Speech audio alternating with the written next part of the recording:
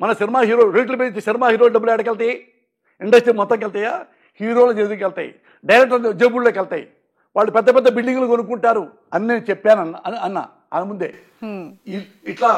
ఇటన్నాడన్నా, నేను ఇటన్నానన్నా అంటే ఆయన అయితే ప్రజల కోసం. మీరు పెంచుతుంది ఎవరి కోసం? మీరు మొత్తం పాదయాత్ర చేశారు. వీళ్ళు సినిమా ఇండస్ట్రీ చిన్నది కదా, దాని చుట్టూ ఎప్పుడైనా పాదయాత్ర చేశారా? వాళ్ళు ఏమున్నారు, ఇలా ఉన్నారు, మనం దీనివల్ల పైకి వచ్చామే, వాళ్ళు బాగున్నారా, వీళ్ళు బాగోలేదా? అవి ఇక్కడ లేదన్నా. ఇప్పుడు నాలాంటి వాడు కూడా సపోజ్ సినిమాలు లేవనుకో, నువ్వు ఉన్నావన్నా నాకు అన్నా నాకు కష్టంగా ఉంది, నాకు అన్నం పెడతావు. ఇండస్ట్రీలో ఎవరు పెట్టరన్నా, ఎవరు పెట్టరు. రాజకీయాల్లో పోతే నువ్వు పెడతావు, నువ్వు నమ్ముకున్నావని. ఇక్కడ ఎవడెవడు నమ్ముకుంటే కుదరదన్నా. చూడు ఎంతమంది ఉన్నారు పేదవాళ్ళు, ఇల్లు లేక, పొలం లేక, కరెంట్ లేక, ఆస్తులు లేక, ఆరోగ్యం లేక, చదువు ఫీజులు లేక, దే క్రైమ్ లైక్ ఎనీథింగ్ అన్నా. ఇళ్ళలో ఎవ్వరు ఆ పేదాలకు వచ్చి డబ్బులు పంచలేదు ఈ రోజు వరకు. అందుకని చిన్న సినిమా బతికితే ఇంకా 10 మంది బతుకుతారన్నా, దాని గురించే మాట్లాడాను అన్నాను. అందరు గప్చిప్. జగన్ గారు అన్నారు పెద్ద సినిమాలు ఇప్పుడు రిలీజ్ అవుతాయి, చెన్నై కూడా రిలీజ్ చేయాలి. అది మాత్రం గుర్తుపెట్టుకోండి మీరు. చిన్న సినిమాకి ప్రయారిటీ ఇవ్వాల్సిందే. పెద్ద సినిమా వస్తే పెద్ద సినిమాలు ఒకటే కాకుండా వీళ్ళకి కూడా ఉంటే బాగుంటుంది. ఇది ఆలోచించుకొని రండి, మళ్ళీ చెప్తా. వెళ్ళిపోయింది. ఓకే, ఎవడు ఏ బుద్ధి లేనోడు నేను మాట్లాడలేదండి, నేనే ఎక్కువ మాట్లాడాను. సో ఇప్పుడు ఎలక్షన్స్ రాబోతూ ఉన్నాయి. ఒకవేళ పరిస్థితి మారి అనుకున్నట్టుగానే పవన్ కళ్యాణ్ జగన్ ఓటమే నాకు కావాలి, ఆయనను ఓడించడానికే నేను రాజకీయాలు చేస్తున్నాను అని చెప్పి పవన్ కళ్యాణ్ అన్న స్టేట్మెంటే నిజమై ప్రభుత్వంలోకి అధికారంలోకి వైసీపీ రాకపోతే పరిస్థితి ఏంటి? ఎవరి పరిస్థితి? మీ పరిస్థితి. నా పరిస్థితి ఏమవుద్ది అంటే ఇప్పుడు ఎఫ్డిసి కార్పొరేషన్ చైర్మన్ అటు ఇప్పుడు మళ్ళీ తిరిగి రావాలి అని అంటే సినిమా అవకాశాలు ఎలాగో 1 year బ్యాకే పోయాయని చెప్తున్నారు కదా. ఓ మాట చెప్తా. చిరంజీవి గారు పార్టీ పెట్టారు. 220 సీట్లు మనకు వస్తే మురళి అన్నాడు. ఏదో బోర్డు మీద అతను ఒకతను రాశాడు. ఆయన రాస్తూ చూస్తే మనకి వెస్ట్ బెంగాల్ లాగా 4 సార్లు మనం కూడా మనం పరిపాలిద్దాం, మనం మంచిగా చేద్దాం అని ఆయన కూడా పార్టీ పెట్టి అన్నీ తిరిగి ఎలక్షన్ తీసాం. ఓడిపోయాడు చిరంజీవి గారు. చిరంజీవి గారు నాశనం అయిపోయారా? చిరంజీవి గారు మోసం చేశాడు. చిరంజీవి గారు నాశనం అయిపోయాడా? ఇది ఆయనకి పార్టీ పెట్టాడు, నేను పార్టీ కూడా పెట్టలా.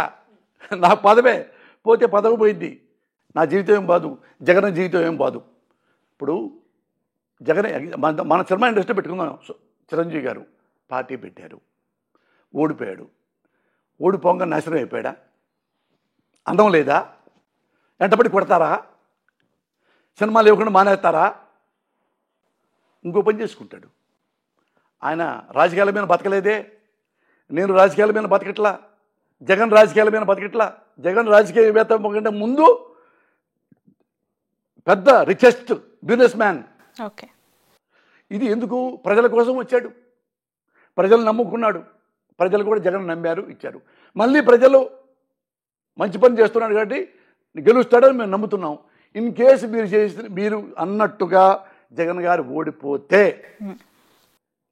ప్రతిపక్షంలో కూర్చుంటాడు. ఏడుస్తారా? ఎన్నిసార్లు ఓడిపోయాడు రాజశేఖర రెడ్డి గారు? చివరికి ముఖ్యమంత్రి రావలేదా? 3-4 సార్లు ఓడిపోయాడే. మరి ఎట్ట మొక్కబోని రాజకీయవేత్తలాగా జనాల మధ్య ఉంటూ జనాలు నమ్మించుకొని గెలిచాడు. సెకండ్ టైం గెలిచాడు. ఇతరు కూడా అంతే. నేను ఎందుకు ముఖ్యమంత్రి అయ్యాను? ప్రజల కోసం I can do anything including my life అని సర్వీస్ చేస్తున్నాడు. చేసిన మంచి సర్వీసులు చేశాడు. ఇన్ కేస్ ఓడిపోయాడు, ఏమండి ఎలాంటి డెమోక్రసీ అంటే మంది? ది గ్రేట్ వాజ్పేయిని కూడా ఒక సీట్ లాగేసి ఒక సీటు తగ్గిపోయిందని చెప్పి ప్రధానమంత్రి పదవి నుంచి కింద దింపేసిన రాజకీయం, ఇలాంటి దరిద్రపు రాజకీయం భారతదేశంలో ఉందండి. దానికి మా జగన్ మినహాయింపు కాడు. జగన్ మీద కూడా ఎన్నైనా చేయొచ్చు, ఏవైనా చేయొచ్చు.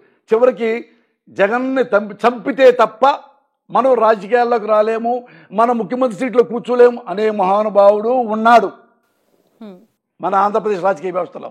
అంటే చంపేంత వరకు వెళ్తారంటారు రాజకీయాలు? ఎంతమంది చేయలేదబ్బా, ఎంతమంది చేయలేదు. రామారావు చేయలేదా కళ్ళ ముందు? ఇంకేడు చూస్తావు ఇంకా నువ్వు? రామారావు చేయలేదా? రామారావు ఇల్లాలని తిరుగుమూతం చేయలేదా? తిరుగుమూతని ఇదే ఆంధ్రజ్యోతుడు లైవ్ షో పెట్టలేదా? 70 ఏళ్ళ ఆడపడుచు 30 ఏళ్ళ మనోడు వయసు ఉన్నాడుతో అఖిల సంబంధం అనేది లైవ్ పెట్టలేదా? వాళ్ళ ఇంట్లో ఆడాలని పెట్టగలడా లైవ్లో?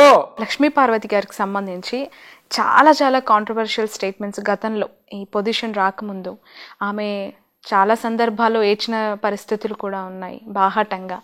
ఎందుకు పదే పదే లక్ష్మీ పార్వతి గారిని టార్గెట్ చేసి మాట్లాడడం, పర్సనల్గా ఆమె వ్యక్తిత్వాన్ని కించపరిచే విమర్శలు చేశారంటారు? నేను అదే ఎప్పుడు మా కమ్మ వాళ్ళకి చెప్తుంటా.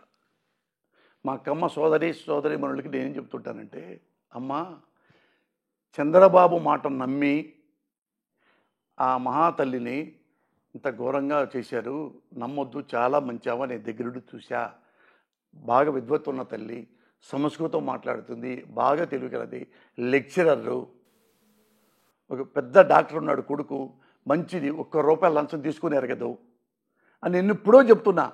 ఇప్పుడు ఎట్టుంటుందంటే అదే చెప్పాక, ఆంధ్రప్రదేశ్లో ప్రతిపక్షం ఎవరయ్యా అంటే ఇప్పుడు ఒక వర్గం కమ్మ మీడియా, వాళ్ళు ఎప్పుడు డీమోరలైజ్ చేయడానికి చూస్తుంటాడు. అతను ఎగ్జాంపుల్ ఫస్ట్ చూద్దాం, రామోజీరావు. ఈ అమ్మాయిని రామారావు భార్య అయిన కాడ నుంచి రామారావుని ఇద్దరు దింపేసి చంద్రబాబుని పెట్టాలనుకొని ఎవ్రీ డే ఆయన ఈనాడులో కార్టూను, ఆ బండి మీద కూర్చుంటే రామారావు గారు బండి లాగినట్టు, ఒక గుద్దితే చంద్రబాబు ఇంటి రామారావు కింద పడ్డట్టు, అసలు లక్ష్మీ పార్వతి మీద కొన్ని వేలు కార్టూన్లు. అంటే వీళ్ళందరూ చెప్పేది ఒక వర్గం ఉందనే, ఈ లఫ్ట్ మీడియా అంటారు దాన్ని, లఫ్ట్ మీడియా అంటారు వీళ్ళని. మా కమ్మాళ్ళలో ఉండే వీళ్ళు ఎవడన్నా వీళ్ళల్లో జర్నలిస్టు లక్షణాలు ఉన్నాయా? ఒక అతను రామోజీరావు ఆమె దిగిపోయేసరికి రామారావు చచ్చిపోయేదాకా ఆ అమ్మాయిని ఆ లక్ష్మీ పార్వతి గారి మీద రోజు దుష్టశక్తి అని ఇంకోటి కార్టూన్లు వేసి జనాల దృష్టిలో నిజం కావాలా ఏది బ్రాహ్మడు మేక కుక్క కథ ఉందే అట చేసి ఆమె నాశనం చేశారు, రామారావు నాశనం చేశారు. ఆ ఇద్దరు నాశనం చేస్తే తప్ప మనోడు నాకు కాలు కింద చెప్పులాగా ఉండేవాడు చంద్రబాబు నాయుడు ముఖ్యమంత్రి కాడు, అది కూడా రాంగ్ రూట్లో గెలుగుతాడు తప్ప మన ఎలక్షన్లో గెలవడు అని తోసేసి అందరిని కొనేసేసి అతను ముఖ్యమంత్రిని చేశారు. రామారావుని కుళ్ళి చనిపోయాడు ఆయన ఆగారా? రామారావు విలువలు లేవంట అతను స్టేట్మెంట్ ఇచ్చాడు. అతనికి ఇష్టం లేదు, ఎన్టీ రామారావు నా మాట విండా అని. ఇక్కడ రెండోవాడు ఇంకోటి, వీడొక రామోజీరావు ఒక బ్రోకరు, ఈడొక బ్రోకరు. ఎవడన్నా రామారావు గారి ఇల్లాలండి, రామారావు గారి ఇళ్ళని కాంగ్రెస్ టీడీపీ కార్యకర్త తీసుకొచ్చి నన్ను ట్రై చేస్తుంది, నన్ను లవ్ యూ అంటుంది అని చెబితే 30 ఏళ్ళాడు, ఈమె 70 ఏళ్ళు రామారావు ఇల్లాలే, కనీసం ముందు ఆమెకు ఫోన్ చేద్దాం, ఫోన్ చేసి మేడం ఇలా అంటున్నారు ఏంటి అంటే నేను కూడా వస్తాను బాబు లైవ్కి అనేదిగా. అప్పుడు ఎదురు కూర్చోబెట్టచ్చుగా, వాడు ఉండేవాడు అసలు ఎదురుగా, జంప్ వెళ్ళిపోయాడు కదా, ఫోన్లో కూడా రాడు కదా, మరి ఆమెకు ఎందుకు చెప్పాల అంటే ఇది మోటివేషన్ అనమాట. ఎందుకంటే చంద్రబాబుకి లక్ష్మీపార్వతి అనేది చచ్చిపోవాలి, ఉండకూడదు, ఇక్కడ మన కళ్ళ ముందు కనపడకూడదు, అది అంత పగ.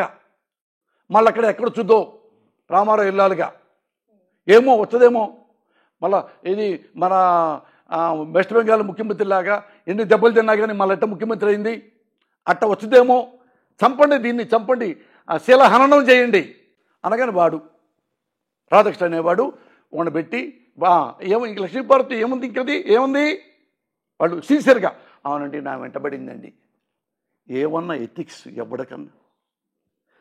అరే మన ఇంట్లో కూడా ఆడపిల్లలు ఉన్నారే, మన ఇంట్లో కూడా భార్య ఉంది, మన ఇంట్లో కూతురు ఉన్నాడు, మన ఇంట్లో కోడలు ఉంది, ఇదే మన కోడల్ని, ఇదే రాధాకృష్ణ కోడల్ని, ఇదే రాధాకృష్ణ కూతుర్ని ఎవడో ఇలాగే అన్నాడు అనుకో, నువ్వు లైవ్ పెడతావా? నీ గుండె గతుక్కు మందు, అయ్యో నా కోడల పతివ్రత కదా, అయ్యో నా కూతురు పతివ్రత కదా, ఏ రామారావు భార్య ఎందుకు అనుకోవాలి, అయ్యో రామారావు ఇల్లాలు పతివ్రత కదా, వాడెవడు దొంగ నా కొడుకు ఇలా అంటాడా, వాడు రాస్కెల్ అని అనరు. ఎందుకంటే అక్కడ డైరెక్షన్ ఎవరు? చంద్రబాబు నాయుడు. ఇంకోడు ఉన్నాడు TV5 బిఆర్ నాయుడు, ఆ దగ్గర పనిచేసేవాడు ఉంటాడు సాంబశివరావు అనేవాడు. ఒక లఫ్ట్ నా కొడుకు. ఈ లక్ష్మీపార్వతి గారు కూడా వాడి వంతు పాత్ర లైవ్ పెట్టి లైవ్లో ఆమె శిలాహరణం చేసి అందరి దృష్టిలో, ఆంధ్రప్రదేశ్ దృష్టిలో ఈమె తిరుగుమోతాడు అయ్యో తిరుగుమోతంటగా. ఇదే లక్ష్మీపార్వతికి, ఇదే రామారావుకి ఎన్నిసార్లు కాళ్ళకు దండం పెట్టాడో చంద్రబాబు